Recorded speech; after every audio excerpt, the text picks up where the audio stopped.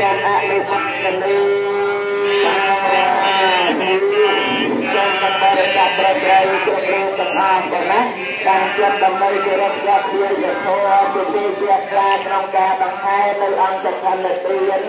គ្រប់ព្រះអង្គនិងគ្រប់គ្នាសូមអនុមោទនីព្រះជារវតាខ្ញុំសូមគោរពដល់ព្រះធម្មជារវតាខ្ញុំសូមគោរពដល់ព្រះធម៌សង្ឃជាខ្ញុំសូមគោរពដល់ព្រះសង្ឃ